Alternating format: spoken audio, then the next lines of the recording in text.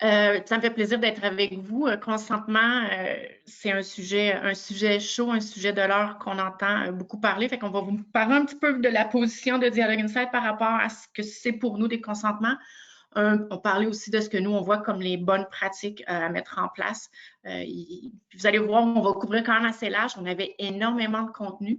Alors, j'espère juste qu'on va être en mesure de couvrir l'ensemble des contenus qu'on voulait partager avec vous. Tout d'abord, au niveau de l'agenda, on va définir un peu que signifie pour nous du Dialogue Insight consentement. C'est quoi l'historique de consentement en marketing qu'on a vécu? C'est quand même 20, bon, je ne veux pas le dire trop fort, plus de 20 ans que je suis dans le domaine du marketing relationnel. Donc, j'ai vu passer plusieurs choses dans le domaine des consentements en marketing dans les 20 dernières années. On va parler des types de consentement et ensuite de ça, comme disait Marie-Noël, on a une période de questions qui va être à la fin complètement. On veut, dans le fond, vous partager un peu au niveau des bonnes pratiques, mais on ne veut pas aller au niveau légal. Donc, on n'est pas des conseillers légaux, vraiment, parce qu'il y a une nouvelle loi, pour ceux qui sont en France, il y a une nouvelle loi au Québec, qui est la loi 25, qui a commencé à être, qui va être mise en application en 3 phases. La première phase 2022 a été faite, il y a une deuxième phase en 2023 et 2024.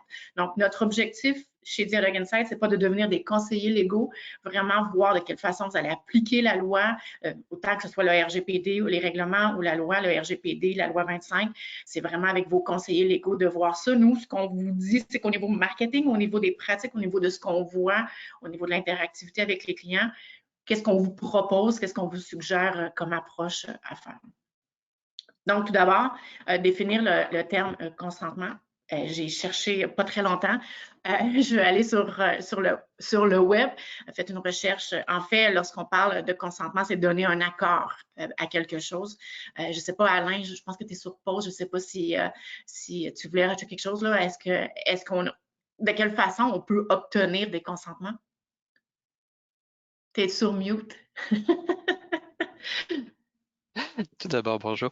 Effectivement, ce qui est le fun de le Robert nous donne une définition qui dit l'acquiescement des données à un projet, mais c'est également la décision de ne pas s'opposer. Alors, il y a plusieurs façons de donner son consentement. Alors, ça peut être très, très large. Alors, puisque la définition est très large, il y a plusieurs façons de l'acquérir, surtout par le web. Est-ce qu'on y va par les actions dans des formulaires dans lesquels on va acquérir ou par des actions que les gens vont faire sur des comportements, puis qu'on va pouvoir enregistrer ce genre de consentement-là par l'acquiescement à des actions, puis pour avoir droit à des services. Alors, il y a plusieurs modes d'y arriver. Mais ce qui nous intéresse particulièrement, dans notre cas, ça va être probablement plus au niveau de l'acquisition proprement dite, là, de choses que les gens vont faire, des choses précises. Des actions précises pour aller chercher les consentements. Tout d'abord, je pense pour nous, puis je positionne un petit peu ça parce qu'il y a des nouveaux outils, pas des nouveaux outils parce qu'ils existent depuis longtemps, mais il y a un buzzword dans l'industrie qui est le Consent Management Platform, la CMP, qui est très axé au niveau des gestionnaires de cookies, de politique de confidentialité aussi. Pour nous, lorsqu'on parle de gestionnaire de consentement, c'est pas tout à fait ça. Je vais vous expliquer un petit peu plus, là, parce que on a quand même quelques années, comme on dit, en arrière de nous. Et c'est un terme qu'on utilisait déjà avant le consentement. Donc, peut-être juste pour vous situer, pour nous, aujourd'hui, on ne va pas juste couvrir le gestionnaire de cookies, on va aller vraiment chercher au niveau des consentements parce que les consentements au niveau du marketing sont utilisés à plusieurs sources. Je vais donner mon consentement, puis comme disait Alain, au niveau de la définition, c'est je donne mon consentement, ça veut dire que je ne m'oppose pas. Donc, je donne mon consentement pour utiliser mes données. Je donne mon consentement pour être suivi sur les actifs numériques. Dans le fond, là, tous les cookies, les différents traceurs, je donne un consentement pour ça. Je donne un consentement pour recevoir des communications et également, je pourrais donner des consentements pour partager mes données, dire est-ce que j'accepte ou non que mes données soient partagées. Donc, vous voyez, au niveau du marketing, lorsqu'on parle de consentement, c'est pas uniquement au niveau des consentements au niveau des cookies, mais il y a plusieurs éléments qui sont couverts par des consentements et les gens peuvent le donner, c'est-à-dire, comme disait Alain, ne pas s'opposer ou s'opposer, dans le fond, pour ne pas donner le consentement sur certains éléments. Chez Daring Insight, depuis 2013, puis peut-être si tu veux un peu, j'en reparlais tout à l'heure, mais en 2014, il y a quelque chose qui est arrivé au Canada qui a fait qu'on a eu besoin de gérer ce qu'on appelle les consentements implicites et explicites. C'est la loi C-28, je vais en reparler tout à l'heure. Donc, nous, depuis 2013, on utilise le terme gestionnaire de consentement pour vraiment aller gérer les consentements implicites et explicites aux communications. Donc, c'est pour ça que lorsque, je veux pas qu'il y ait une confusion lorsqu'on parle de consentement chez Dialogue Insight versus peut-être les autres dans le marché. Mais pour nous, lorsqu'on a mis en place des gestionnaires de consentement, c'est vraiment pour contrôler de façon automatique les envois. Il y avait une loi qui était mise en place qui demandait à ce que les gens soient en mode opt-in et non opt-out pour recevoir les communications. Donc, c'est dans ce contexte-là, en 2013, qu'on a créé notre gestionnaire de consentement, mais ça ne veut pas dire qu'on est un CMP, puis on va en reparler tout à l'heure. Le gestionnaire de consentement permet effectivement de gérer les consentements implicites, c'est-à-dire lorsque j'ai une relation d'affaires, je peux communiquer avec quelqu'un. Les communications administratives, par exemple, vont être gérées par le centre de consentement, c'est-à-dire pour les confirmations de transactions, ces choses-là, on n'a pas besoin d'avoir de consentement parce que lorsque la personne fait un achat, on lui envoie, on n'a pas besoin de mettre de lien de désabonnement dans ces envois-là. Donc, on a tout fait, cette gestion-là, pour ceux qui utilisent la plateforme le savent, dans le fond, et c'est ce qu'on a mis en place, nous, en 2013. Ça nous permettait aussi d'offrir la possibilité d'avoir des formulaires en ligne pour s'abonner, se désabonner, mettre à jour l'information aussi. Donc, depuis 2013, on utilise ça. Puis, Au niveau peut-être pour compléter justement par rapport à ça, au niveau des communications, c'est que notre plateforme est surtout fait pour actionner cette donnée-là, donc rendre supporter, savoir si on doit envoyer des communications ou non à des gens qui ont présenté des consentements, mais également aussi pour traiter ce qui est les désabonnements par des personnes qui présentent des plaintes ou des choses comme ça, donc de traiter d'autres formes de manifestations de non-consentement. Exact, tout à fait. Historique de consentement en marketing, comme je disais, dans le fond, écoutez, on a commencé, Dialogue Insight existe depuis 1999. On a commencé à faire les premiers envois dans le début des années 2000, après le développement de la plateforme. Bien entendu, dans les années 2000, le spam n'existait pas. On était content qu'on avait des adresses électroniques. Donc, souvent, on partait avec des clients qui avaient 0 liste. Donc, en 2000, il n'y avait pas grand-chose qui existait au niveau des consentements à ce niveau-là. En 2005, dans le fond, on a commencé à voir apparaître ce qu'on a vu le double opt-in. C'est-à-dire là, on commençait à demander aux gens de s'abonner puis de reconfirmer. Donc, on leur demandait un consentement, mais on leur demandait de reconfirmer via un double opt-in. D'ailleurs, je sais que c'est quelque chose qui a été abandonné avec le temps, mais c'est quand même une bonne façon de faire du nettoyage à base de données. Puis si vous avez des processus en place, parce qu'en fait, je n'irai pas trop sur la réputation d'envoyeur, mais le double opt-in vous permet d'éliminer tout de suite les adresses qui seraient en erreur. Donc, c'est peut-être une bonne façon de faire. Je ne veux pas dire que c'était bon en 2005, que c'est plus bon en 2023. En 2006, il y a eu au Canada, rien à voir avec l'envoi de courriel, rien à voir avec le web. On a eu ce qu'on appelle le Do Not Call List, qui était c'était en fait une liste sur laquelle on devait contacter, s'inscrire pour ne pas recevoir d'appels de télémarketing. Donc, c'est le premier consentement qu'on retirait aux gens du marketing, en tout cas à ma connaissance, où, dans le fond, on disait, OK, je vais aller m'inscrire sur une liste canadienne, je vais mettre mon numéro de téléphone et les gens de télémarketing devaient aller voir sur cette liste-là. Si j'étais sur cette liste-là, ils ne pouvaient pas m'appeler. Bien entendu, maintenant, j'imagine que je ne serais pas la seule à dire je ne suis pas sûre que ça fonctionne encore bien parce que j'en reçois quand même du télémarketing sur mon téléphone, sur mon cellulaire. En 2014, comme je disais tout à l'heure, il y a eu la loi C-28, qui était la loi anti-spam, anti-pourriel, le terme qu'on utilise au Canada, dans le fond, qui a été mis en place. Donc, c'est exactement cette période-là où on a commencé où on a développé en 2013, en fait, parce qu'on voulait se préparer avant l'arrivée de la loi, qu'on avait développé le gestionnaire de consentement. En 2018, il y a eu le règlement européen pour la protection des données, dans le fond, en 2018, qui est arrivé. En 2022, comme je disais, il y a un premier élément de la loi 25. Je sais qu'il y a des choses, Alain, je ne sais pas si tu avais vu, mais je pense qu'au Canada aussi, il y a des choses qui se préparent pour les prochaines années, si je ne me trompe pas.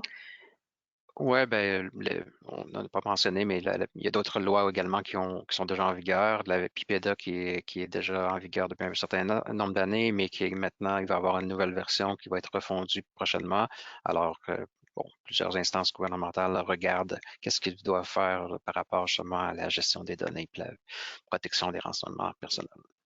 Exact. Puis, tout récemment, en janvier 2023, il y a la Californie qui a mis le Do Not Sell, Do Not Share, la possibilité de dire, ben, je veux pas que tu partages mes données ou que tu les vendes à quelqu'un. Donc, j'ai bien lu, c'est en janvier 2023 que ça a été fait. Lorsque nous, on regarde tout ça, nous, on se dit, OK, bon, ben là, on veut arriver dans un centre de consentement, on veut arriver à gérer les consentements, on en a plusieurs à gérer. On a différentes choses, comme je dis, il y a, oui, les consentements aux cookies, mais il y a différents consentements. Donc, nous, ce qu'on se dit, c'est, ben, peut-être qu'on est rendu à un moment où on devrait centraliser l'ensemble de ces informations-là, parce que nous, on en gère une portion, comme je disais au niveau des communications, ce que tu disais, c'est nous, on l'active la donnée en plus, c'est-à-dire, oui, on a l'information si les gens sont abonnés, mais on l'utilise également dans nos outils pour dire est-ce que je peux ou non communiquer avec quelque chose. Donc, il y a quand même ça. Il y a également, bon, tous les consentements par rapport au partage de données, le suivi, on parle des cookies et tout ça. Donc, peut-être que ce sera à terme, une idée intéressante de regrouper l'ensemble de ces consentements-là plutôt que d'avoir des éléments qui sont distincts un peu partout.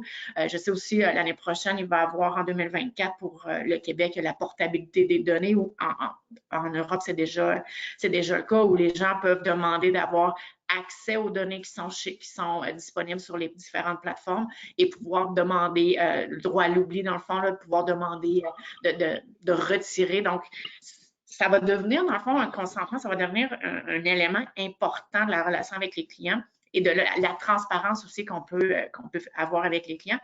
Donc, ce qu'on voit, nous, qui arrive à l'horizon, c'est dans le fond d'avoir une opportunité d'intégrer l'ensemble de ces consentements-là pour pouvoir avoir une vue, présenter une vue globale aux clients. Ça veut dire quoi? Mais ça veut dire, en premier, pouvoir présenter aux clients quelles sont les informations qui me permettent de l'identifier. Donc, bien entendu, nom, prénom, courriel, rue, ville, province, postale, État, peu importe. Ça pourrait être numéro d'assurance sociale, ça tout dépendant qui je suis, dans le fond, ce qui me permet d'identifier quelqu'un. Je pourrais le présenter, permettre à la personne de modifier puis de dire non, je veux éditer, je ne veux pas vous donner cette information-là, vous n'avez pas besoin de l'avoir. Donc, je pourrais facilement dire je viens l'enlever. Les canaux disponibles, bien entendu, selon ce que j'ai comme information, comme identification du client, je suis capable de lui présenter quels sont les canaux sur lesquels je pourrais communiquer avec la personne. Donc, comme dans ce cas-ci, j'ai l'adresse physique et j'ai l'adresse courriel. J'ai pas le téléphone, j'ai pas le téléphone mobile. Donc, je peux seulement communiquer par courriel, par la poste. Et ensuite de ça, bien, je présente dans le fond quels sont les abonnements que la personne pourrait s'abonner selon les canaux. Si j'avais sélectionné mobile, j'aurais peut-être d'autres communications qui sont et la personne peut sélectionner, dans le fond, ce qu'elle veut, donc donner son consentement spécifique sur certains canaux, certaines communications. On entend beaucoup parler aussi, on a mis ça un petit peu là-dedans, dans le fond, la pression commerciale, d'avoir la possibilité de donner le contrôle à la personne en toute transparence sur le nombre de communications qu'on va lui transmettre. Donc, que la personne puisse nous dire, ben, je suis d'accord, est-ce que tu utilises mes données, mais je te donne le consentement de m'écrire seulement 1 ou 2 fois par semaine. On en parle beaucoup, très peu l'utilisent présentement. Moi, je trouve que c'est plaisant d'utiliser la pression commerciale dans un concept où, je vais en parler un petit peu plus tard, mais dans un concept d'onboarding, mais je sais que j'en parle un petit peu plus tard. La relation d'affaires propre vraiment au Québec ici, là, dans le fond, là, on présente la relation d'affaires que j'ai avec la personne, c'est-à-dire est-ce que j'ai un consentement implicite? Si c'est un client, si c'est un membre, si c'est pas mal les deux qui nous donnent des consentements implicites, là, les deux plus populaires. Donc ici, par exemple, si je suis membre, ça veut dire que je vais recevoir les communications qui sont associées au programme, à mon membership. Je peux être abonné de façon automatique à l'infolette, au courriel promotionnel. Donc, on met un petit point d'interrogation pour que la personne puisse aller voir peut-être la politique ou les termes du contrat finalement qu'elle a accepté avec vous pour pouvoir l'avoir. Et ensuite de ça, c'est un petit peu petit, là, mais il y a la gestion des données. Est-ce que j'accepte que mes données soient partagées avec différents intervenants? Ça peut être un seul partage, plusieurs partages, on va en reparler tout à l'heure. Suivre mes visites, est-ce que je veux être traqué dans le fond sur les visites sur le site web, sur les différents canaux électroniques? Et enfin, l'utilisation des données, est-ce que j'ai accepté ou non la politique de confidentialité? Bien entendu, tout ça découle si Si la dernière, c'est non, ben, théoriquement, je n'ai aucune information sur le client parce que le client ne m'aura pas fourni l'information. Donc, on va passer un petit peu on va les repasser un petit peu pour voir, nous, ce qu'on présente, de quelle façon on pense que ça va s'orienter. Puis on pourra, si vous avez des questions, comme on disait, n'hésitez pas. Le premier qu'on va faire, c'est le dernier que je présentais, c'est l'utilisation des données, donc la politique de confidentialité. La politique de confidentialité, elle doit au minimum contenir, dans le fond, quels sont les renseignements qui sont collectés, de quelle façon ils vont être utilisés, de quelle façon ils sont conservés et également s'il y a un partage qui est fait. On dit souvent qu'elle doit être avant tout compréhensible par le client. Alain, dans le fond, c'est quoi l'objectif principal là, si on a une politique de confidentialité rapidement? Là? Rapidement, ben, je ne vais pas faire un long discours là-dessus, on pourrait en parler probablement pendant un webinaire au complet, mais le but, l'objectif, c'est de communiquer de façon transparente au contact, aux personnes là, qui interagissent avec nous, l'information, comment on va l'utiliser, comment on va l'exploiter, puis que s'ils ont des questions, ils peuvent référer directement à cette politique-là. Donc, comme comment on veut s'en servir pour un outil d'aide, d'assistance, ben, idéalement, c'est quelque chose comme c'est un outil qui doit être le plus fait pour l'utilisateur et non pas fait pour le légal. Puis, en tout cas, c'est peut-être une opinion là-dedans, mais souvent, ce qu'on voit, c'est des gros documents qui sont un peu trop techniques et puis qui ne rendent pas forcément la lecture facile. Alors, peut-être assez de vulgariser. Donc, l'objectif, c'est de rendre ça compréhensible pour que la personne se sente à l'aise, puis elle se sente en confiance, puis qu'elle puisse passer à l'action de donner son consentement, puis donner son consentement de façon peut-être plus éclairée. Donc, parce qu'on peut tout camoufler dans une politique, on peut effectivement définitivement se protéger puis mettre toute l'information, mais le but, c'est pas de se protéger contre nos clients. Le but, c'est d'être transparent puis de présenter de façon honnête ce qu'on veut atteindre avec eux. Puis absolument, quand c'est fait de façon transparente, ben, les gens sont beaucoup plus en confiance par rapport à l'utilisation qui va être faite des données.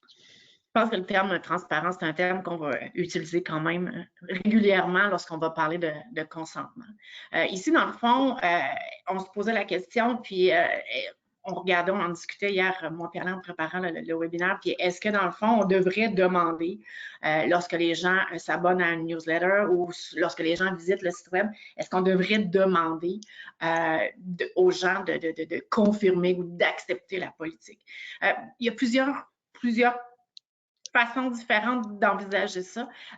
Nous, ce qu'on pense, c'est que c'est pas nécessaire. Dans le sens où, si par exemple, l'exemple que j'ai là, je veux m'inscrire à une newsletter, je te donne mon adresse électronique. Si ce que tu vas faire, c'est utiliser mon adresse électronique uniquement pour la newsletter, tu n'as pas besoin de me demander de confirmer toutes tes règles parce que je te donne mon adresse électronique pour cette utilisation-là. Si par contre, il y a quelque chose d'autre que tu veux faire avec mon adresse électronique, peut-être que ça pourrait être bon. Moi, je vais plus, ce que moi je vois, puis je vous montre un exemple plus tard que vous allez voir d'un de nos clients que je trouvais super intéressant. Au lieu de mettre une case à cocher, c'est peut-être bon quand même de référer à la politique, c'est-à-dire de mettre un lien pour dire, écoutez, si vous voulez voir la politique, cliquez ici. Sur le site web, l'exemple de droite, dans le fond, celui qui est en noir, c'est quelque chose qu'on a vu sur le site web. Je ne pense pas que c'est pertinent. La personne visite un site web. En tout cas, on n'a pas vu la pertinence de faire ça. En plus, c'est anonyme. Je fais juste dire, je ne suis pas capable de savoir c'est qui a donné son consentement, donc je ne suis pas certain. La question est par contre, est-ce que lorsque j'arrive et que j'ai une nouvelle politique, ma politique évolue, est-ce que là, je devrais la faire approuver ou seulement la communiquer, à ton avis, Alain? C'est plus savoir qu'est-ce qui a changé. Puis, on ne peut pas demander aux gens de comparer. Ils ne savent pas ce qui est venu avant et ce qui est venu maintenant.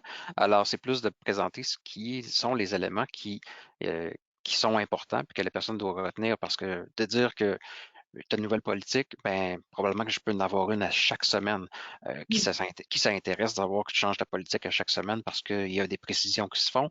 C'est peut-être pas très pertinent de poser cette question-là, puis tanner les gens avec ça. S'il y a un changement important, parce qu'on fait un changement vraiment radical dans l'utilisation des données, je pense que même à faire approuver une politique de cette façon-là serait peut-être un peu trop superficiel. Je pense qu'on devrait aller plus loin et aller expliquer qu'est-ce qui a changé, puis pourquoi que. Mais encore faut-il que pouvoir comparer puis d'aider la personne là-dedans. Là. Est-ce que tu redemandes un consentement ou tu fais juste informer? Parce que on en a reçu Ben, beaucoup quand même des messages qui faisaient juste informer de la nouvelle politique. Et bien, si tu continues à utiliser le service parce que tu as accepté la politique, est-ce que...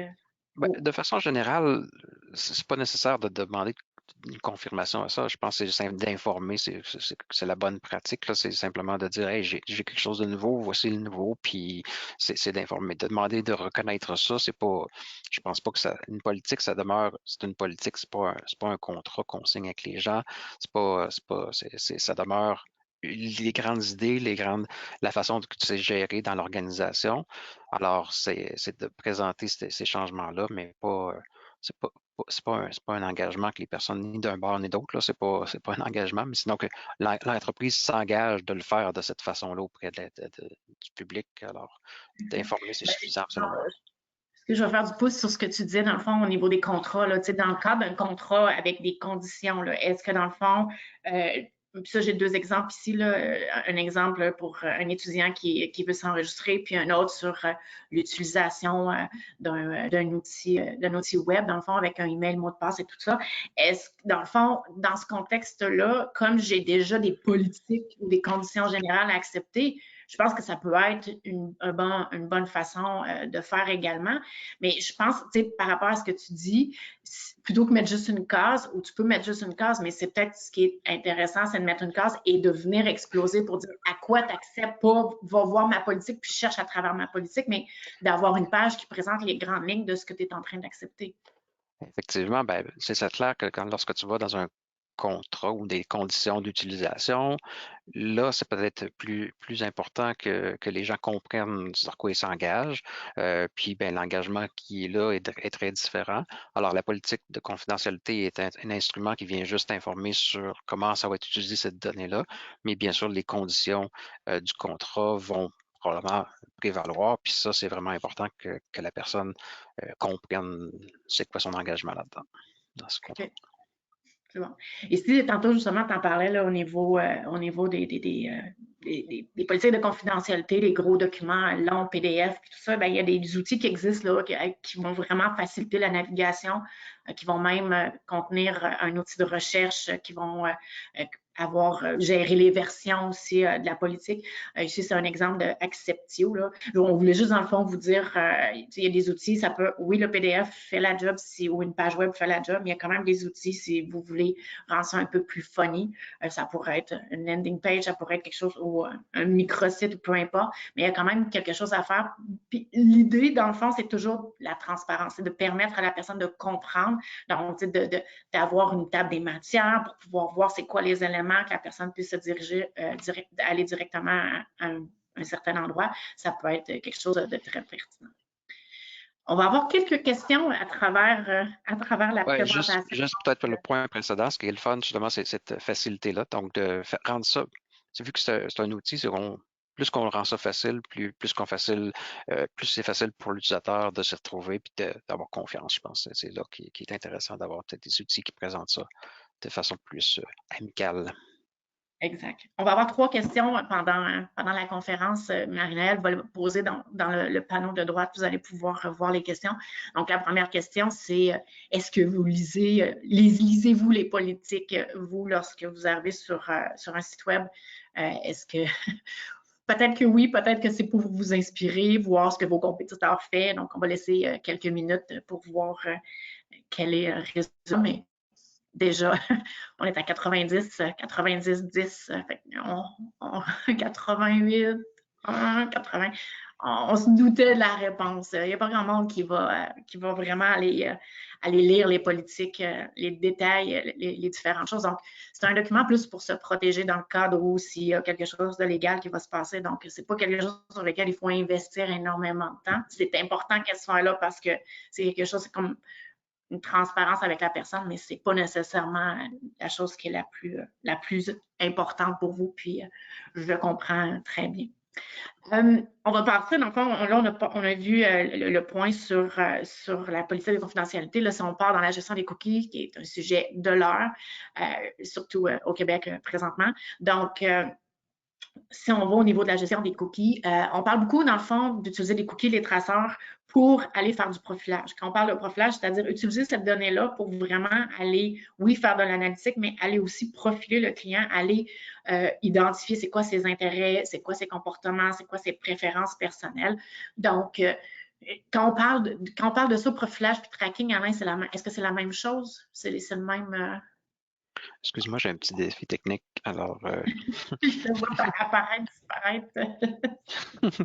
euh, excuse-moi, j'ai perdu. Non, Alors, si tu peux peut-être continuer.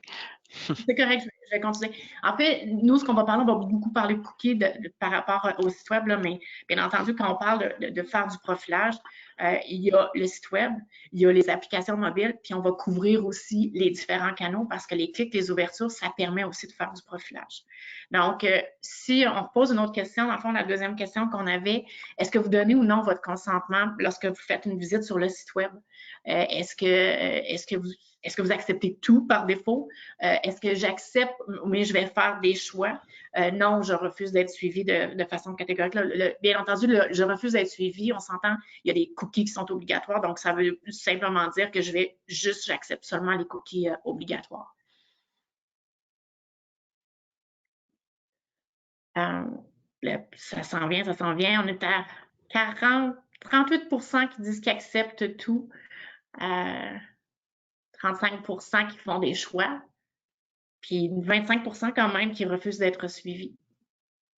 Quand même. Je sais qu'il y a des outils, puis on l'a pas mis dans la question, là, mais je sais aussi qu'il y a certains browsers, certains logiciels de navigation là, qui vont vraiment aider parce que par défaut, les cookies ne seront pas acceptés ou peu importe. J'imagine qu'il y en a là-dedans. Et vous voyez, dans le fond, avec 80% des gens qui ont répondu, on a 38% qui disent qu'ils acceptent tout, 39% qui ils font des choix et 22% qui refusent d'être suivis. Donc, quand même, je suis pas étonnée des résultats, mais je trouve ça intéressant. Au niveau de l'intercepteur de consentement, écoutez, on n'ira pas dans le gros éléments là, sur qu'est-ce qui est bon, qu'est-ce qui n'est pas bon. C'est vraiment, bien entendu, c'est comme dans n'importe quoi. C'est de faire des tests, tester au niveau qu'est-ce qui fonctionne, qu'est-ce qui ne fonctionne pas. Bien entendu, ce qu'on voit au niveau des interceptions, des intercepteurs, peu importe le type d'intercepteur, c'est bon quand même de mettre un délai avant d'afficher. Surtout, en tout cas, moi, personnellement, ce que j'aime beaucoup lorsque j'ai un intercepteur que je dois faire une action parce que je veux accepter ou refuser, par exemple, les cookies, dans le fond, c'est que la bannière, là, le dernier point, la bannière est sur un site désactivé, c'est-à-dire que je ne verrai plus en arrière le site. Donc, on met un petit délai pour que la personne confirme si elle est au bon endroit, si le contenu l'intéresse. Je sais même qu'il y en a qui vont permettre de bouger. C'est lorsque tu vas bouger ou que tu vas vouloir cliquer sur ou scroller que là, ils vont vraiment afficher l'intercepteur. Je pense que ça, c'est une bonne pratique de rajouter un délai. Bien entendu, ce qu'on veut, c'est que les gens acceptent les politiques. Donc, théoriquement, le bouton « J'accepte » qui est notre couleur devrait être d'une couleur différente puisque c'est ce qu'on voudrait ou on souhaiterait que le client fasse. Des call to action clairs. Est-ce que j'accepte, je refuse, je choisis? Il faut que ce soit quand même que la personne sache lorsqu'elle clique sur le bouton ce qu'elle va faire. Orienté au niveau des bénéfices clients. Vous allez voir, on a deux petits exemples là, qui sont faits par des firmes qui sont spécialisées là-dedans. Il y en avait un qu'on trouvait bon, l'autre qu'on trouvait moins bon, pour vous donner quelques éléments qu'on a vus là-dessus. Justement, les bénéfices pour le client, Alain le disait tout à l'heure, c'est pas quelque chose qui est pour les avocats, c'est quelque chose que vous voulez offrir à vos clients. Monsieur et madame tout le monde ne connaissent pas nécessairement déjà des cookies pour eux. Ça se mange, fait que dans le fond, il faut probablement trouver une façon d'expliquer de façon plus directe ou de façon plus imagée peut-être ce qu'on peut faire ou de quelle façon, à quoi il accepte, à quoi il consente, à quoi il refuse. Mais bien entendu, ça demeure comme n'importe quoi, ça va être le test qui va nous permettre de voir est-ce que mon layout est correct, est-ce que j'ai fait les bonnes choses. Jusqu'à maintenant, on regardait au niveau des statistiques qui sont faites par ces entreprises-là qui ont des CMP, là, puis c'est 80% et plus qui disent des gens acceptent tous les cookies. Donc, on voit que dans les résultats de notre mini-sondage, on n'est peut-être pas les gens par défaut qui vont aller sur Shuttle. Peut-être parce qu'on est en marketing, la majorité d'entre vous devez être en marketing, qu'on est un peu plus sensible, donc on va moins accepter tout. Mais ce qu'on avait vu comme résultat, c'est que 80% et plus vont dire oui, j'accepte d'être suivi. Ici, c'est un exemple, c'est le même Acceptio que je trouvais qu'on trouvait le fun. Les click to action sont vraiment super clairs. C'est un petit pop-up qui s'affiche en bas, qui est quand même assez gros, qui s'affiche au même endroit parce que j'ai un accès pour avoir accès à la gestion des cookies. Ça s'affiche exactement au même endroit où ce petit bouton-là est mis. Ce que moi j'aimais, c'est que ici, je suis dans un consentement. Pourquoi j'afficherais les cookies obligatoires dans un consentement? Je pense qu'il faut que je les présente à quelque part. Voici les cookies obligatoires. Mais si tu me dis que c'est un centre de consentement et que je te demande un consentement, affiche-moi pas ce qui est obligatoire parce que par défaut, je peux pas te donner mon consentement. Donc oui, je pense qu'il faut qu'on les mette à quelque part, qu'on les affiche, mais on n'a peut-être pas nécessairement besoin de l'avoir dans le centre de consentement pour les cookies. Je trouvais le fun parce que c'est un design quand même qui est friendly, là, quand même on peut ajouter une petite image, ça peut être un peu différent là, de certains qu'on voit qui sont un peu plus drabes, qu'on pourrait dire.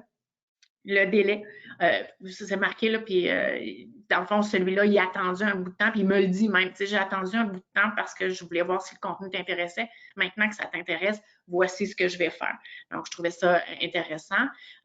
Puis dans le fond, ce que vous voyez en haut à droite, c'est les consentements spécifiques par plateforme. En fait, il y a les autres, ce qu'ils ont dit, c'est que tu as des consentements pour le user experience puis pour le personalized content. Et ce qu'ils font, c'est que quand tu cliques pour les gérer, c'est que tout ce qui est dans user experience, que vous voyez là, c'est les user experience. Donc, tu vois tout ce qu'ils utilisent. Tu peux dire oui, non à chacun. Tu as accès à la politique de confidentialité de chacun et tu peux aller voir à quoi ils servent aussi. Donc, je trouvais que c'était quand même cute. Ça ne me faisait pas un trop long document comme certaines fois on en voit. Celui-là, on l'aime un petit peu moins parce que, bon, j'ai un call to action avec 2 couleurs. Je présente, dans le fond, dans mon centre de consentement, mes consentements qui sont obligatoires, alors que, ben non.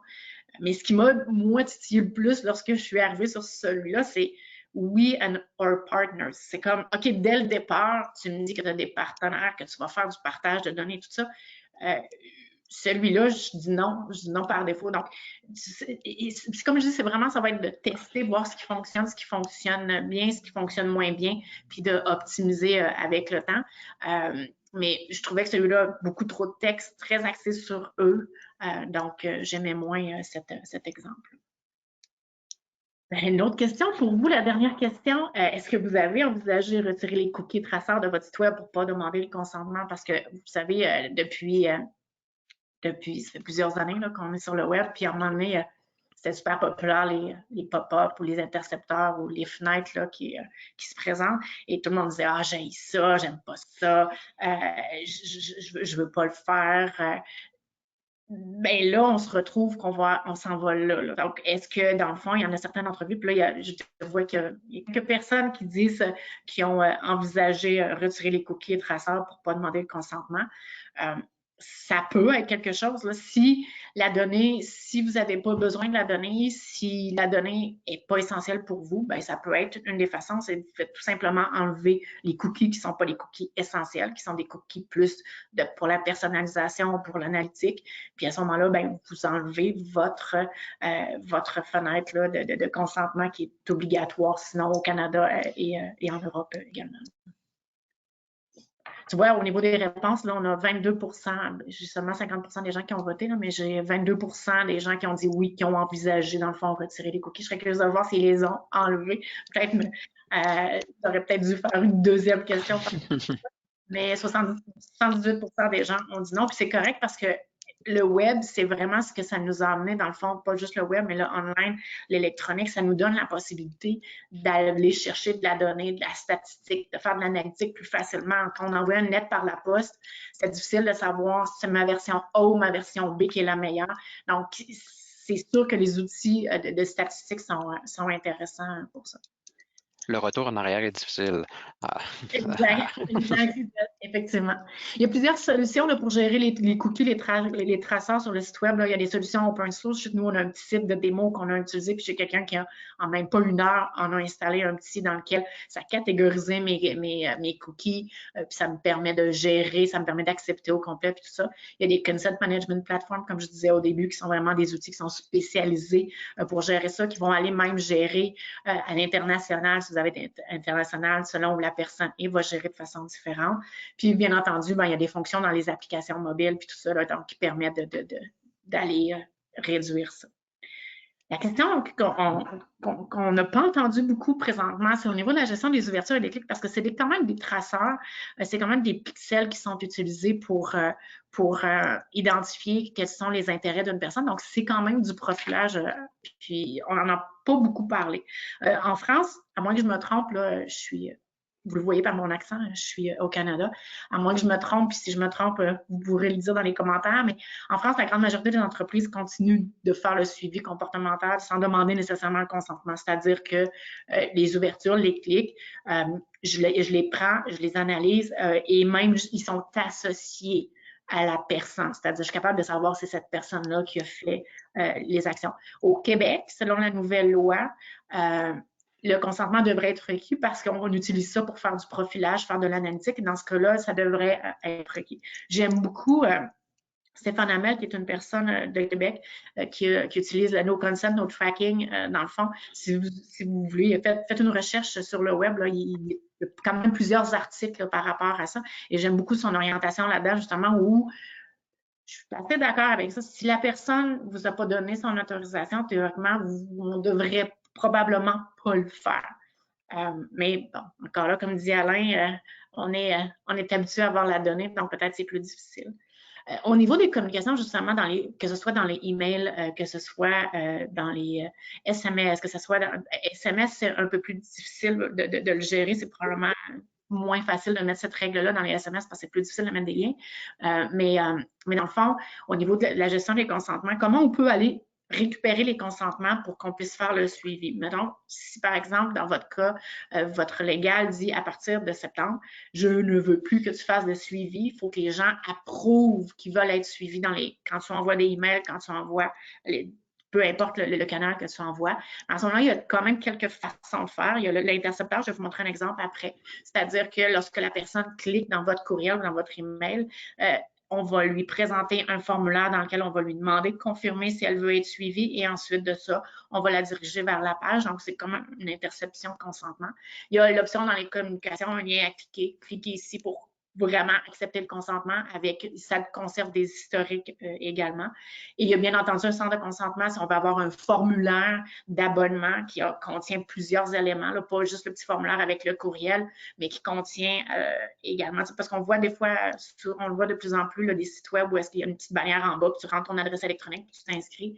Quand on parle de centre de consentement, c'est plus, je te donne mon consentement, voici à quoi je m'inscris et voici les suivis que j'accepte. Et bien entendu, comme on parlait dans les conditions d'utilisation, si jamais ça fait partie de vos conditions d'utilisation pour l'utilisation d'un service, à ce moment-là, ben effectivement, par exemple, si je pense si je suis abonné à un programme membership et que quand je fais des achats, ça accumule des points, ben à ce moment-là, bien entendu, ben ça fait partie du programme en soi, donc je n'ai pas besoin de demander le consentement pour le refaire. Ce qui est peut-être intéressant, puis ce qu'on pense qui va être une bonne pratique, c'est que si vous le faites dans les courriels, si vous le faites dans vos différentes choses, d'ajouter peut-être une mention qui indique que vous effectuez ce tracking-là, principalement dans le email, puis offrir une mise à jour, dans le fond, permettre à la personne de se désabonner. Ici, c'est un exemple qu'on avait fait il y a plusieurs années quand on a mis en place le centre de consentement pour l'aubainerie.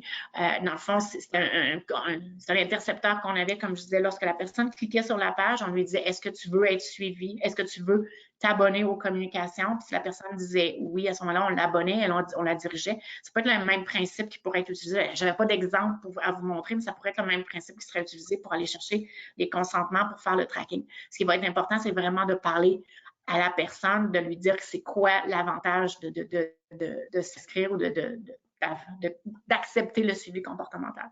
Ici, c'est l'inverse. C'est si, par exemple, je veux mettre en place un opt-out parce que je veux, par défaut, mon légal m'ont dit tu peux continuer, mais tu devrais quand même, si les gens ne veulent pas être suivis, leur permettre de faire un opt-out sur le suivi. Un formulaire, c'est très joli, là, mais ça, c'est une capture d'écran de ce qui est built-in dans l'application Dialogue Insight, fait que ce n'est pas amélioré, mais c'est quelque chose qui va être plus beau que ça, bien entendu. Mais dans le fond, c'est lorsque la personne clique pour se désabonner du suivi comportemental dans le email, à ce moment-là, elle peut, à partir de ce moment-là, elle arrive sur ce formulaire-là où elle peut refuser le suivi.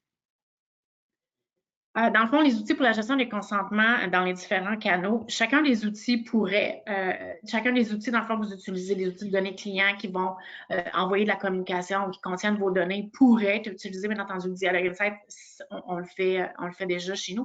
Ce qui est super important, c'est si, par exemple, vous faites des envois avec Dialogue Insight, mais vous faites des envois aussi avec une autre application, avec MailChimp ou peu importe, dans le fond, pour vos communications transactionnelles ou peu importe, c'est que cette information-là doit se disperser dans votre écosystème. Donc, si vous donnez cette opportunité-là, vous devez vous assurer que si vous utilisez d'autres plateformes d'envoi d'email ou d'autres plateformes, parce que vous pouvez demander un consentement global, c'est-à-dire dans tous les canaux, je ne veux pas être suivi. Puis à ce moment-là, si par exemple vous faites du WhatsApp ou vous faites du SMS, à ce moment-là, il faut que ce soit dispersé dans l'ensemble de vos canaux. C'est ce qui est important. Abonnement, désabonnement, comme on dit, nous, depuis le début, depuis 2013 chez Dialogue Insight, c'est une des choses qu'on a mis en place. Le centre de consentement servait principalement à ça. Est-ce que les nouvelles réglementations qu'on voit qui arrivent ont un effet sur les consentements ou communications? La réponse, c'est non, si vous avez les bonnes pratiques. C'est une question qu'on a eu beaucoup en 2022, moins cette année, mais vous n'avez pas besoin de redemander un consentement pour communiquer par courriel. Vous avez le consentement de vos gens, c'est déjà acquis si vous avez les bonnes pratiques. Une des bonnes pratiques, d'ailleurs, c'est un exemple que je voulais montrer, puis c'est Ricardo qui est un de nos clients. J'aime beaucoup, dans le fond, ce qu'on voit de plus en plus arriver, c'est qu'on va permettre aux gens de choisir quelles sont les communications auxquelles ils veulent s'abonner.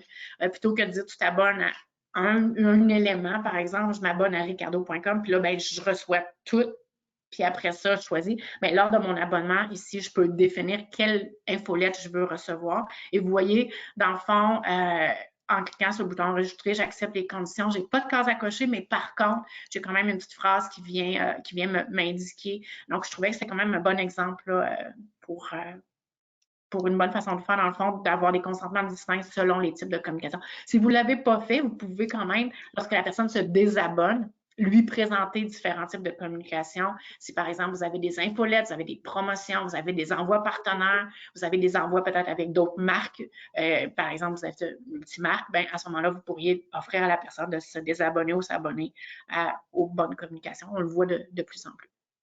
Comme je disais, dans le fond, on donne la possibilité aux clients de choisir les canaux sur lesquels ils veulent être rejoints. Ensuite de ça, selon les canaux qu'ils ont donnés, on leur affiche. Par exemple, là, ici, moi, j'avais dit, je suis OK pour le courriel et par la poste.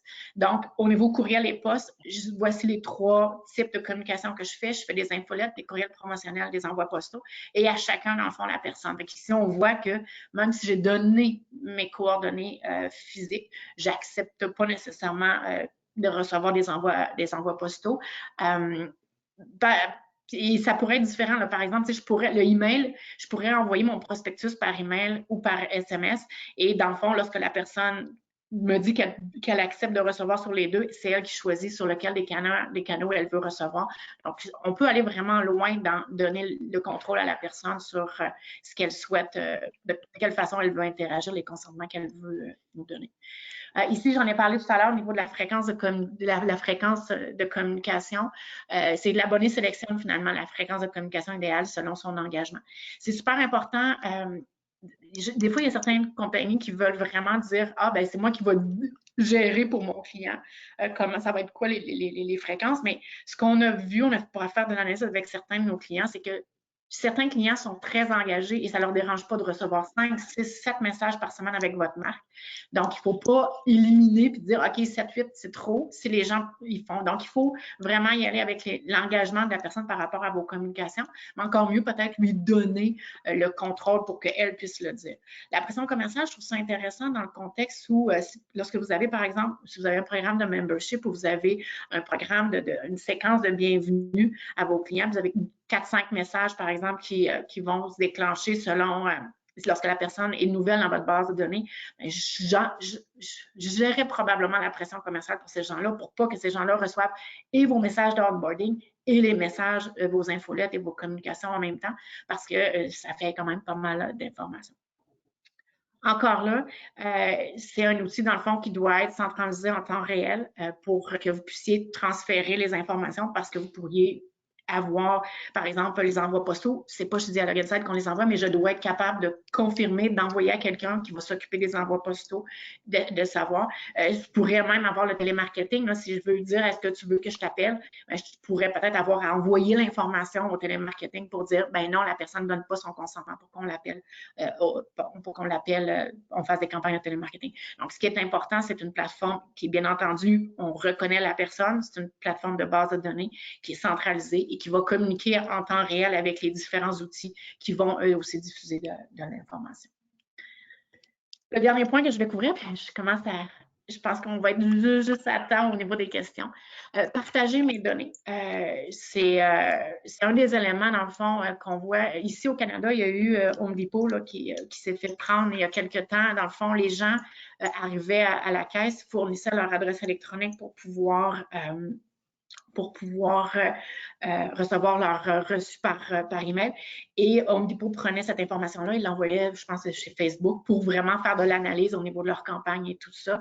Donc, ça a quand même levé des flags à certaines personnes, puis ça a levé des flags même à certains gens qui disent, ben, voyons qu'est-ce qu'ils font là, ils ont le droit de partager mes données comme ça avec Facebook, avec n'importe qui. Donc, il y a quand même un consentement qui doit être donné. Et la loi 25 l'oblige, ce consentement-là. Dans le fond, il doit être clair, précis et manifeste, c'est-à-dire que la personne doit savoir que je vais transférer ces données. Idéalement, vers qui? Je sais que ce n'est pas nécessairement toujours évident, mais parce que comme je vous transférer ces données chez quelqu'un d'autre, la personne va peut-être vouloir aller voir les politiques de confidentialité de cette personne-là. Donc, si vous envoyez les données à un partenaire tiers, ça peut être important de le lister, de dire au niveau des partenaires. Ça pourrait être un consentement unique, c'est-à-dire vous acceptez ou non que je partage vos données. Ça pourrait être un consentement selon différents types de plateformes, par exemple les médias sociaux, les plateformes publicitaires, les sondages, parce que des fois, on prend de la donnée puis on l'envoie à des firmes de sondage qui vont faire de l'analyse de notre clientèle puis qui vont prendre notre base de données puis mettre ça avec d'autres. Donc, ça peut être un des cas. Donc, dans le fond, ça pourrait être juste une case à cocher, ça peut être plusieurs cases à cocher, mais dans le fond, ce qui est important, je pense, c'est de le mettre au bon moment. C'est-à-dire, quand vous captez le consentement, si par exemple, quelqu'un s'inscrit à votre infolette puis que vous n'avez pas l'intention de partager ses données avec Facebook, ben, demandez-lui pas si elle accepte que vous partagez les données avec Facebook. Par contre, si vous avez quelque chose de précis, une action que vous faites et vous savez que vous allez prendre les données et les transférer, ça peut être une bonne pratique dans cet élément, lors de cette transaction-là, de cet échange, cette collecte-là, de pouvoir informer un client. Il faut faire attention aussi, là, le partage de données, c'est égal à une perte de contrôle, puis c'est égal à un risque. Là. Vous n'avez pas le contrôle sur ce que les gens vont faire avec les données que vous leur transférez. Donc, c'est quand même important. Et le dernier point sur lequel je voulais faire, c'est que ce qui est super important, c'est que ça doit être sécurisé. Là, on parle de consentement, on parle d'éléments. Ça ne peut pas être un formulaire sur votre site web que n'importe qui peut avoir accès. Puis je rentre mon adresse électronique, puis j'ai accès à mon consentement, puis ce que je peux faire avec. Donc, idéalement, oui, c'est sur le web parce que c'est la façon la plus facile pour les gens d'interagir. On mettrait peut-être une double authentification, c'est-à-dire que si la personne clique pour, par exemple, avoir accès à son centre de consentement à partir d'un email, ben à ce moment-là, on lui envoie un email. Pourquoi on fait ça? Bien, parce que si j'ai transféré mon message à quelqu'un, ça arrive des fois, on fait des forward de messages, je ne veux pas que cette personne-là ait accès à mon centre de consentement. Donc, ça doit idéalement conserver les historiques, c'est-à-dire avec des dates, c'est pas juste les cases oui/non. Ça doit être sécurisé. La majorité des gens ici sont du Canada ou de la France. Idéalement, ça devrait être hébergé au Canada ou en France. Ça peut être hébergé ailleurs. Je sais que, par exemple, avec la nouvelle loi 25, si c'est hébergé aux États-Unis, alors vous devez faire une vérification, vous devez faire une analyse de risque pour voir si la plateforme et tout ça. Donc, si vous l'hébergez au Canada, c'est mieux, ou au Québec même, ou en France, comme je disais. Et bien, une certification, ça peut être une bonne idée de demander à ce que la personne qui va gérer vos consentements est quand même une certification puisque vous avez de l'information qui permet d'identifier et vous avez de l'information quand même qui est importante dans cette base de données-là. Et j'ai terminé. On est rendu à la période des questions. Je ne sais pas si on avait reçu des Avant que ça arrive aux questions. questions, moi, ce que je retiens de toute ta présentation, c'est que ce que c'est important, ce que tu veux, c'est donner le contrôle aux gens sur leur consentement. Tu veux leur donner le plus d'outils possible qui vont leur permettre de choisir à quoi ils consentent ou non, puis qu'ils puissent modifier ce consentement-là. Exact, exact. C'est donner le contrôle, être transparent. Je pense que c'est les 2 points qui, pour moi, sont importants.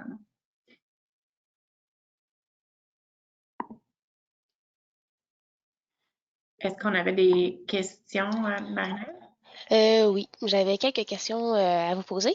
Donc, tout d'abord, est-ce que le centre de consentement qui a été présenté est un service actuellement offert chez Dialogue Insight?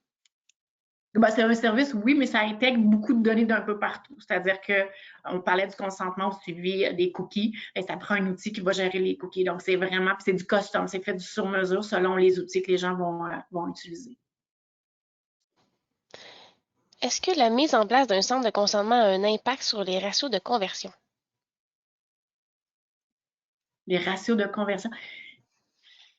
Ben, en fait, OK, il y a 2 éléments. Les ratios de conversion, j'imagine que la personne voulait dire au niveau de la conversion de l'abonnement. Est-ce que ce que moi je vous ai présenté, c'est un formulaire de mise à jour des consentements. C'est pas un formulaire dans le sens que vous ne demandez pas à quelqu'un qui s'abonne à votre newsletter de remplir ce formulaire-là. Donc, il faut y aller de façon itérative au fur et à mesure, pas présenter parce qu'on sait que dès qu'on a des formulaires qui sont complexes, ça diminue la conversion. Donc, on y va petit à petit, on va chercher l'abonnement à l'infolette. Une fois qu'on a l'abonnement à l'infolette, on va aller avec le temps chercher le consentement au tracking dans l'infolette, la newsletter, puis on va aller donc au fur et à mesure si on ne veut pas atteindre briser nos... C'est progressif, ce que tu dis. Mais c'est certain que les outils de gestion de cookies vont avoir des impacts sur l'interactivité. Oui. Ça va changer les ratios de beaucoup juste parce qu'on va avoir des statistiques complètement changées de nos outils de tracking. Peut-être 80 ou 90% vont accepter les cookies tels qu'ils sont, mais déjà là, on vient changer toute notre donnée qu'on a. Donc, toutes nos analyses de données historiques vont changer parce que si j'ai 70% du monde qui accepte les cookies, donc forcément, je vais avoir un changement sur tout l'ensemble de mes ratios. Donc, l'analyse dans le temps comparative va nécessiter des rectifications puis des analyses de données qui sont un peu ajustées pour considérer ces différents outils-là qui sont mis en place. Yes. Merci. Troisième question. Je vois fréquemment un bouton « Je comprends » pour l'acceptation des cookies sans aucun autre choix. Donc, est-ce que cette pratique sera à proscrire dans les prochains mois avec la loi 25? Oui, parce que dans le fond, la loi 25 demande un consentement, à moins que je me trompe, là, mais tacite, un consentement express, c'est-à-dire qu'il faut que la personne dise qu'elle consent. Donc, c'est pour ça, on va voir, présentement, il n'y a pas beaucoup de belles, on a cherché des beaux exemples d'entreprises qui avaient mis ça en ligne actuellement. Il n'y en a pas parce que tant et aussi longtemps que la loi n'est pas là, on peut continuer à récupérer les consentements. Fait que les gens n'ont pas commencé tout de suite c'est-à-dire les statistiques. Tout dépendant, s'il y a juste des cookies, bien sûr, s'il y a juste des cookies fonctionnels, c'est juste une information, j'informe que j'ai juste ces cookies-là qui sont fonctionnels et qui sont obligatoires pour le site. Alors, ça nécessite juste de acquiescer. Est-ce que c'est vraiment nécessaire de demander d'acquiescer à quelque chose qui est obligatoire? Ben, c'est peut-être juste optionnel. Est-ce que ça apporte quelque chose à quelqu'un, un utilisateur? Peu de choses. Je pense pas que ça m'intéresse de savoir qu'il y a des cookies fonctionnels sur un site, mais peut-être pour certaines personnes, c'est nécessaire de le présenter. Alors, c'est peut-être selon le contexte qu'il faudra voir justement si c'est pertinent. Mais par contre, si tu as des cookies de profilage, automatiquement, au niveau du Québec, il va falloir que tu demandes le consentement pour récupérer ces cookies, pour récupérer ces informations. Il y a des sites d'ailleurs qui existent, là, j'ai pas de nom, là, mais si vous faites une recherche, là, vous avez la possibilité d'avoir un site qui va vous analyser, parce que les CMP analysent dans le fond vos cookies, puis les catégorisent souvent. Là. Ceux-là sont obligatoires, ceux-là sont corrects, ceux-là sont pas corrects, ceux-là sont marketing. Donc, vous avez quand même des possibilités. Ce qui va être important, c'est de garder seulement les cookies qui sont pertinents, qui sont essentiels pour vous. Quatrième question. Quel est l'impact d'effacer les cookies à la fermeture du navigateur? Ben, l'impact, c'est qu'on va vous redemander à chaque fois que vous revenez, vous allez revoir les pop-up à chaque fois. Donc, il n'y a pas rien qui se conserve. C'est ça, c'est le fun, mais ça vous oblige, dans le fond, à chaque... Parce que, dans le fond, comme le cookie n'est plus là, lorsque vous retournez sur le site ne sait pas que vous avez accepté ou refusé parce que vous avez supprimé son cookie, donc il va vous le redemander à chaque fois. Cinquième question. Est-ce que si j'utilise une application SaaS, je dois avoir le consentement? SaaS, S-A-A-S, c'est ça? En fait, non, parce que c'est vos données propres. En tout cas, OK, je vais, parce que c'est une question à deux niveaux. Là. La première des choses, c'est que si c'est votre information personnelle, par exemple, vous utilisez Dialogue Insight, on est une plateforme SaaS, c'est votre information, c'est vos clients que vous importez dans la base de données. Vous n'avez pas besoin de demander le consentement à la personne pour envoyer les données chez Dialogue Insight. Par contre, vous devez faire une analyse à savoir est-ce que Dialogue Insight a les... tout, bien, vous allez faire une évaluation de risque. Dans le fond, est-ce que Dialogue Insight met tout en place pour protéger vos données parce que vous êtes quand même responsable, même si vous les envoyez chez Dialogue Insight, qu'ils sont dans un environnement sécurisé. Si je comprends la question, c'est de savoir est-ce que je peux transférer mes données à un tiers versus à un sous-contractant. Si je transfère la donnée à un tiers, comme Facebook, donc c'est certain que je partage la donnée avec quelqu'un qui va en faire une utilisation peut-être de son côté, alors que si j'utilise un sous-contractant, ben, ça demeure la responsabilité de l'organisation, ça garde c'est la même responsabilité. Alors, il n'y a pas besoin, c'est pas une autorisation de transférer vers une autre plateforme, c'est votre plateforme que vous utilisez, qui est le mode SaaS, qui est simplement le logiciel qui est hébergé. Les données, sont sous votre contrôle, sur votre limite, c'est vous qui avez ce travail-là, vous faites affaire avec un sous-contractant, et là, il n'y a pas de consentement supplémentaire à demander pour faire ça. Si vous avez besoin de consentement, c'est justement vous envoyer vers un tiers qui, là, vous perdez le contrôle de ce qui se passe. C'est peut-être ça la question, la nuance là, que je ferai là. Dernière question. Est-ce qu'on peut demander le nom et l'organisation des personnes qui consentent à donner leur courriel en vue de le suivre par la suite si on les convertit en clientèle? Est-ce qu'on peut demander le nom et l'organisation des personnes qui consentent à donner leur courriel? Le nom et l'organisation des personnes, j'imagine que ça, on est dans un contexte peut-être du business to business, si je me trompe pas. Là, parce que l'organisation, dans le fond, ça fait pas partie d'une donnée identifiable qu'on avait regardée. Dans le business to business, c'est un peu différent. Là, on l'a pas couvert aujourd'hui, là, mais c'est ça, c'est un peu différent parce que c'est pas une donnée qui est identifiable, le nom de l'employeur. Donc, vous pourriez garder effectivement le nom, l'organisation d'une personne avec leur courriel. Puis si vous les convertissez en clientèle, je comprends comme pas tout à fait la question. Je ne sais pas si Alain, tu la comprends, toi. Ben, c'est ce que je veux, ça irait dans le même sens. C'est pas une donnée personnelle. Si on veut savoir est-ce qu'on peut jumeler ou forcer à demander cette information-là, alors là, peut-être c'est pas clair non plus là, dans la question. Alors peut-être juste un peu de précision, mais effectivement, si on est dans un cadre commercial, c'est très différent que si on est dans un cadre vraiment relation d'affaires personnel. Alors c'est la protection des données s'applique principalement lorsqu'il y en a un contexte davantage personnel. Et puis bien sûr, le niveau de protection va dépendre de ça. Exact. Je sais qu'il y avait une question par rapport à la France et le Canada. Là. Non, l'Europe, c'est correct. Dans le fond, nous, on parle Canada et France parce que nos infrastructures sont au Canada et en France. Donc, c'est pour ça qu'on a parlé de Canada-France, mais Europe, oui. Le Canada et la France, d'ailleurs, ont des ententes au niveau des données. Là. On est un fournisseur de données accepté par la France, contrairement aux États-Unis, parce que j'ai fait faire une analyse justement des cookies puis par un outil européen. L'outil européen me dit à chaque fois, il met un gros flag rouge parce que mes données s'en vont aux États-Unis. Donc, mais c'est pour ça qu'on utilise France et Canada. On a une dernière question qui vient de s'ajouter. Oui. On a encore, bon, il est midi 1. Donc, certaines listes de contacts sont disponibles publiquement. Avons-nous le droit de les utiliser sans consentement? Non, ça, c'est les choses qu'il ne faut pas faire, faire ces envois-là. Ça, quand on parlait des bonnes pratiques, ça, c'est pas des bonnes pratiques à utiliser. On est dans un mode opt-in, dans le fond. C'est sûr que si on parle de courriel, là, on parle de certaines listes de contacts qui sont disponibles publiquement. Est-ce que c'est des envois courriel ou c'est des envois par la poste? Par la poste, je pense que vous pouvez le faire. Mais par courriel, il y a vraiment des SMS puis tous les outils. C'est pas une bonne pratique. C'est pas une bonne pratique parce que, un, vous n'aurez pas les bons résultats, mais deux, si on parle des envois par email, vous allez briser votre réputation. Parce que si vous prenez une liste avec plein d'adresses électroniques qui existent depuis longtemps, avec des adresses électroniques qui sont plus bonnes, vous pourriez briser votre réputation qui est associée à votre nom de domaine. Donc, moi, je dirais, au niveau de ça, au niveau des listes disponibles, c'est pas la façon, dans le fond, là, si vous voulez faire des communications, c'est à créer votre propre liste, aller chercher. Vous pouvez faire des publicités, par exemple, dans une infolette qui est envoyée par quelqu'un d'autre pour dire, ben écoute, abonnez-vous à mon infolette, mais tenez-vous loin, je dirais, là, des listes achetées ou Super, merci. disponibles. Donc, il n'y a pas d'autres questions. Ça nous a fait plaisir et pour ceux qui sont là dans le fond, qui sont des habitués ou les non-habitués, on va vous faire parvenir l'enregistrement après, dans la journée ou demain, là, Marina, elle va vous faire parvenir tout ça. Je vous remercie beaucoup de votre temps. Merci.